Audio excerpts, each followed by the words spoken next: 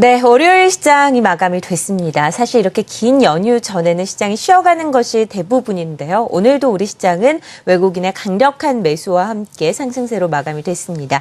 지난주 후반에 있었던 조정을 넘어서서 2000선을 역시 또 넘어서면서 마감이 되는 움직임이죠. 코스닥은 개별 종목 이슈와 함께 좀 약세를 보이는 하루였고요. 오늘 시장이 어떻게 마감됐는지 여부에 대해서 자세하게 점검을 해보도록 하겠습니다. 한국투자증권 이프랜드의 허윤정 연구원, KTB 투자증권 금융PB영업부 이성욱 연구원과 함께하겠습니다. 안녕하세요. 네, 안녕하십니까. 안녕하세요. 네, 자 먼저 허윤정 연구원과 함께 코스피부터 정리를 해보도록 하죠. 네, 일단 코스피 시장 같은 경우에는 지난 금요일이었었죠. 네. 양호했었던 해외 증시에 대한 분위기와 함께 그리고 강력한 연준의 차기 의장으로 지목이 됐었던 서머스 전 재무장관의 후보직 사퇴 소식 등에 힘입어서 투자 심리가 상당히 완화되는 분위기로 출발을 좀 했습니다. 다만 장중에는 그 긴 연휴를 앞둔 상황에서 일정 부분 관망 심리가 또 우세해지는 모습 보이면서 상승폭을 상당 부분 좀 축소시키는 모습도 보여진 상황이었습니다만 다행스럽게도 후장 들어서면서부터는 어느 정도 상승폭은 조금 만회를 하면서 소폭의 양봉으로서 마무리 지을 수 있었습니다. 무엇보다도 수급적인 측면에 있어서는 외국인들의 매수세를 역시 빼놓을 수 없는 상황인데요. 외국인들의 경우 거의 17일째 코스피 시장에 순매수세를 이어가는 모습이었습니다. 다만 투신권의 경우 지금 2천억 원 이상의 매도세를 또 연일 보여주고 있는 상황이라서 외국인들과 투신권의 엇갈린 수급에 있어서는 당분간 조금 더 지속될 가능성을 배제할 수 없어 보입니다. 업종별로는 전반적인 업종이 양호한 흐름을 좀 보여주는 가운데 의료 정밀과 운수 장비 그리고 기계 업종의 상승세가 좀 나타난 모습이었습니다. 특히 자동차주들이 오늘 꽤 양호한 흐름을 좀 보여줬었는데요.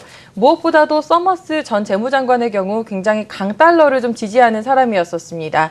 그런데 이분의 또 사퇴로 인해서 달러 강세에 대한 분위기가 한풀 좀 꺾여진 상황이고 이런 움직임들 자체가 자동차주들에게 있어서는 썩 나쁠 것 없다라는 해석들이 좀 등장을 했었던 것 같습니다. 이 밖에 기계업종의 경우에도 견조한 상승 흐름을 이어가는 모습이었고요. 다만 오늘 통신주들이라든지 전기가스 업종의 경우 소폭 약세 흐름을 보여주는 모습이었습니다. 이 밖에 특징주로는 효성과 대한항공, 한진칼 등을 좀 꼽을 수 있을 텐데요.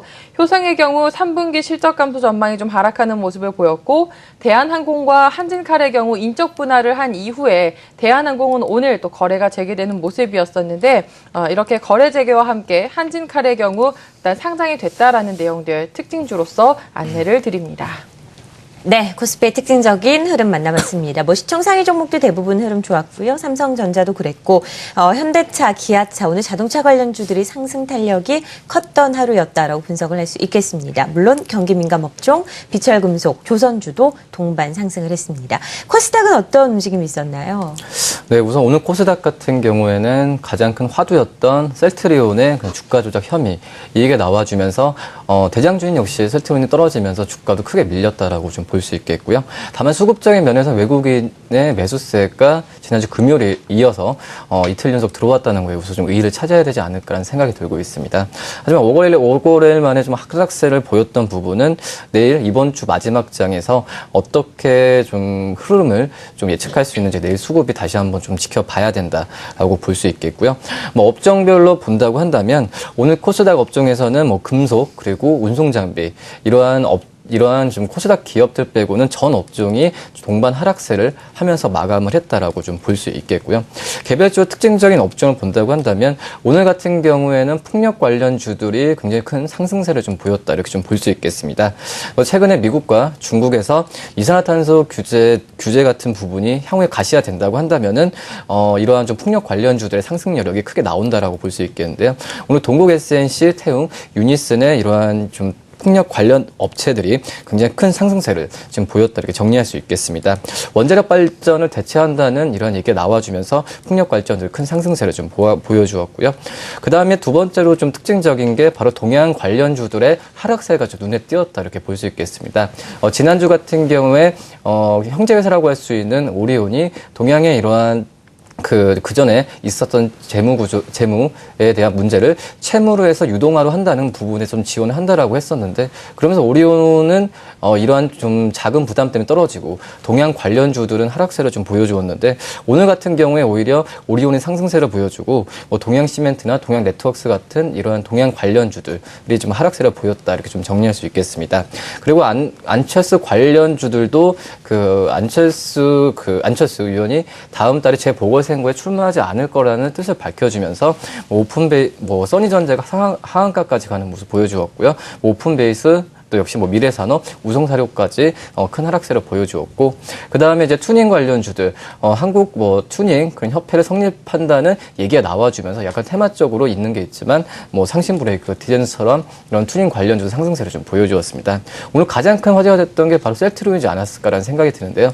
우선 주가 흐름을 본다고 한다면 장 시작하기 전에 주가 조작 혐의에 대한 얘기가 언론에서 보도되면서 장 시작하고 장 초에는 하한가까지 가는 모습 보여주었지만 셀트리온 자체적으로 이 혐의를 좀 부인하고 다시 한번 그 의견을 제시하겠다 이런 얘기가 나와주면서 셀트리온이 하한가에서 풀려나면서 하락폭은 축소했다라고 볼 수 있겠습니다. 마지막으로 SM 같은 경우도 좀 눈에 띈다라고 볼 수 있겠는데 이제 있을 중국에서의 SM 관련 동반 이러한 좀 콘서트가 얘기가 나와주면서 4거래 연속 지금 상승세를 보여주고 있고 또 신인그룹 같은 경우에 활동이 굉장히 활발하게 있는 상태에서 이 매출 기대감까지도 있는 상태에서 SM도 오늘 3.16% 상승세를 보여주면서 장을 마감했다 이렇게 볼 수 있겠습니다. 네, 코스닥의 특징적인 흐름 살펴봤는데 대표적인 대장주 셀트리온의 하락으로 인해서 오늘 탄력을 좀 받지 못하는 모습이 연출됐습니다.